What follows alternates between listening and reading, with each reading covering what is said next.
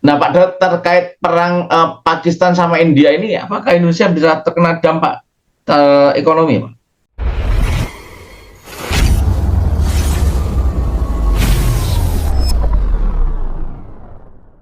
Bulan depan tuh kita masuk resesi yang sebenarnya, Jonas. Gimana, Jonas?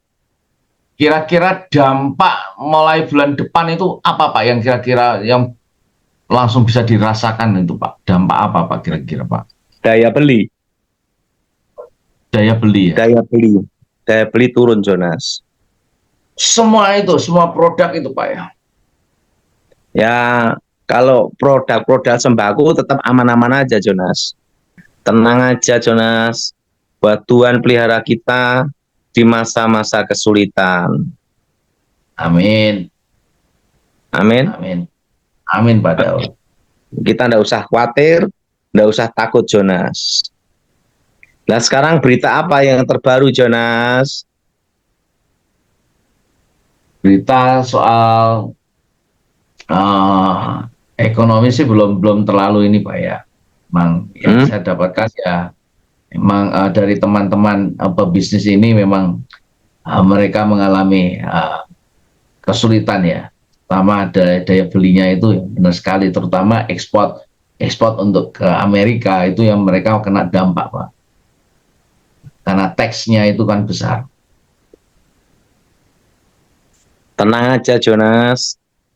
Kan ini nih kan untuk Amerika, China, luar negeri, itu nanti kan perang dagang itu pasti ada negosiasi, perang dingin, propaganda, nah akhirnya kesepakatan damai, Jonas. Nah, Pak Daud, terkait perang Pakistan sama India ini, apakah Indonesia bisa terkena dampak ekonomi, Pak? Ada, terutama ekspor batu bara ya. Oh, batu bara. Hmm. Karena kan Cina, India, itu kan Indonesia ekspor batu bara, Jonas. Oh, iya, Pak. Energi kan intinya. LSD. Ya. Dan otomatis kalau terjadi perang India dengan Pakistan kan otomatis jalur perdagangannya kan biasanya itu satu jalur jadi muter kan, Jonas. Biaya kos lagi kan. Ya. Kan tidak bisa Apa? melewati zona perang. Hmm. Tapi kan nanti Pakistan sama India saya rasa gencatan senjata lah. Kan itu hanya untuk tes uji coba senjata. Oh, tidak berlangsung lama seperti negara lain, Pak, ya, perang yang itu, Pak. Nah, ini hanya untuk uji coba senjata. Hmm. Ya, Pak. Ibaratnya Made in China melawan Made in Amerika gitu loh, Jonas. Atau Made in Inggris kan gitu. Jadi ini sebenarnya itu Pakistan dengan India itu hanya uji coba senjata aja, Jonas. Iya, iya. Pesawat China kehebatannya apa? Pesawat drone-nya gimana? Kan gitu semua, Jonas. Dari Karena teknologi. untuk tes uji coba senjata itu kan harus senjata itu dibikin untuk dicoba dulu, Jonas. Iya, Pak. Nah, nah, untuk uji cobanya kan ya dengan adanya sebuah perang. Makanya bisnis perdagangan senjata itu kadang menggunakan uji coba senjata untuk ada namanya perang-perang kecil, pertempuran-pertempuran lah gitu loh, Jonas. Iya. Kan Pakistan sama India ini saya rasa hanya uji coba senjata. Made in China melawan Made in Amerika atau Amerika. Inggris. Dan seperti perang dagang itu hanya untuk apa? Untuk supaya terjadi namanya gencatan senjata kan gitu. Perang dingin dulu, propaganda namanya. Nah setelah itu Oh, baru negosiasi perdamaian kan gitu, Jonas. oh. Bargainingnya untuk piro, wani piro kan gitu. Semuanya kan bargaining juga. Ini Gimana, Jonas? berarti Timur Tengah itu bisa jadi akan ada gencatan senjata, Pak. Timur Tengah itu Iran, Israel. Nah, pasti itu gencatan senjata, Jonas. Karena gini, Jonas, perang udara kalau untuk perebutan wilayah sebenarnya, tapi bukan ini ya, bukan bukan uji coba senjata ya, beda loh, Jonas. Ya, Kalau ini betul-betul perang sebenarnya real, nah itu perang udara itu maksimal hanya sebulan 2 bulan. oke. Kenapa sebulan 2 bulan? Karena biaya kosnya kan tinggi sekali, Jonas. Iya, satu Nah, rudal aja ada. kedua perang laut, Jonas. Nah, perang laut ini 2 bulan, 3 bulan, Jonas. Oh, lebih lama. Nah, perang yang sebenarnya itu pusat titik pertempuran itu perang darat. Darat. Itu bisa bertahun-tahun lama, Jonas. Oh, Contohnya kita nggak usah jauh-jauh Timor Leste kan, betul nggak, Jonas? betul. Karena Lama. ada namanya perang gerilya, perang kolta kan, perang daratan itu, Jonas. Makanya Iya. perang itu biayanya besar sekali, Jonas. Nah, yang memakan waktu paling lama bertahun-tahun itu adalah perang darat. Hmm. Nah, Ya, kalau misalnya seperti uh, India sama Pakistan, nah itu kan uji coba senjata sebenarnya, Jonas. Ya, bisnis senjata seperti itu, Jonas. ya. Gimana, Jonas? Dan di pemerintahan Pak Prabowo ini aman, Pak ya? Pak Prabowo aman, Jonas. Karena Pak Prabowo kan seorang prajurit, seorang jenderal, pernah jadi komandan jenderal Kopassus. Dan Oh, Kopassus ini kan dilatih, pelatihannya berat sekali, elitnya elit, Jonas. Jadi saya rasa Pak Prabowo bisa mengatasi lah. Karena dia kan presiden terpilih, kedua ada basic disiplin militer, dan ya. ketiga kan dia pernah ada di medan pertempuran, medan tugas. Jadi dalam pengambil keputusan dia pasti sudah memikirkan segala hal, Jonas. Karena sudah di medan pertempuran. Iya, tidak asal-asalan. Ada satu kata-kata yang dari kawan saya seorang jenderal itu ngomong gini,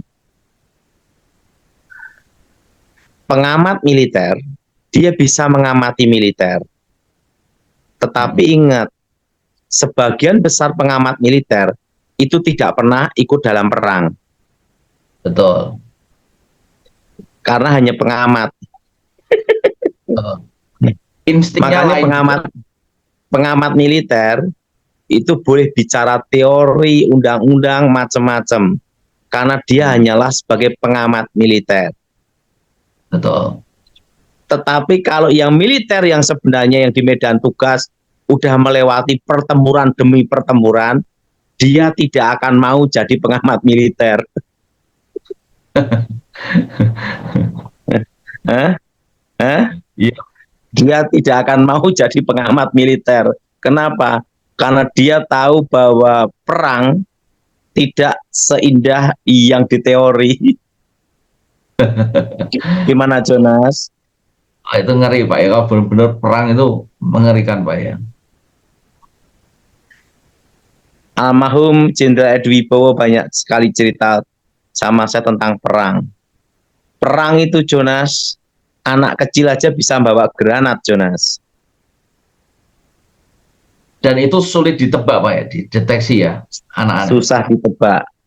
Nah, makanya kadang perang itu eh, kan dia cerita tentang Timor Leste. Nah, dia cerita bahwa perang itu tidak seperti yang dibayangkan di film-film, Jonas. Ya. Dan Makanya seorang yang sudah di medan tugas, di medan pertempuran, dia tidak akan mau jadi pengamat militer. Setuju enggak, Jonas? ya, Pak, betul. Nah, seperti pengamat bola, kan dia bukan pemain bola, dia hanya ngamat-ngamati gini doang. Tapi suruh main sendiri, jangan-jangan salah tendang. Sleo. Karena apa? Pengamat bola belum tentu dia bisa main bola, betul? Betul. Nah, kalau pemain bola yang sebenarnya, nah belum tentu dia mau jadi pengamat bola. Karena apa? Pelaku itu lebih susah, Jonas, daripada pengamat, betul, Jonas? Betul. Terima kasih sahabat khotbah populer sudah mendengarkan hambanya Evangelis Daud Tony. Jika ada pertanyaan atau pernyataan silahkan isi di kolom komentar ya. Sahabat khotbah populer, jika resesi ekonomi melanda dunia dan termasuk Indonesia, percayalah, Tuhan Yesus akan menolong kita dari segala kesulitan. Andalkan Tuhan saja dan bukan manusia, karena manusia bisa mengecewakanmu. Hal ini sesuai dengan firman Tuhan dalam Yeremia 17 ayat 5 dan 7 yang berbunyi, "Beginilah firman Tuhan, terkutuklah orang yang mengandalkan manusia, yang mengandalkan kekuatannya sendiri, dan yang hatinya menjauh daripada Tuhan. Diberkatilah orang yang mengandalkan Tuhan, yang menaruh harapannya pada Tuhan." Jadi Tuhan mampu membalikkan keadaanmu dalam keadaan sulit sekalipun selama kita berharap kepadanya. Karena Tuhan yang kita sembah adalah pengatur kehidupan ini. Terkait dengan perang yang dijelaskan tadi, Alkitab memiliki pandangan yang kompleks. Meskipun Alkitab tidak sepenuhnya mendukung perang, beberapa ayat menunjukkan bahwa perang kadang-kadang diperlukan untuk mencapai perdamaian dan keadilan. Pandangan Alkitab tentang perang. 1. Perang sebagai akibat dosa. Perang seringkali merupakan akibat dari dosa dan kejahatan manusia, Roma 3 ayat 10-18. 2. Perang yang adil. Alkitab membedakan antara perang yang adil dan tidak adil. Perang yang adil dilakukan untuk membela orang yang tidak bersalah dan menegakkan kebenaran, Kejadian 14. 3. Pemerintah dan perang. Pemerintah suatu negara diberi wewenang oleh Tuhan untuk menggunakan pedang dan mempertahankan keadilan, Roma 13 ayat 4. 3. Tuhan dan perang. Tuhan kadang-kadang memerintahkan perang dalam perjanjian lama, seperti perang melawan bangsa-bangsa yang kejam dan suka melakukan perbuatan menjijikkan, Ulangan 9 ayat 5. Ayat-ayat Alkitab tentang perang. Pengkhotbah 3 ayat 8, ada waktu untuk mengasihi, ada waktu untuk membenci, ada waktu untuk perang, ada waktu untuk damai. Yesaya 2 ayat 4, Tuhan akan menjadi hakim antara bangsa-bangsa dan membuat mereka tidak perlu berperang lagi. Ulangan 20 ayat 1-4, Tuhan menyertai bangsa Israel dalam perang dan memberikan kemenangan kepada mereka.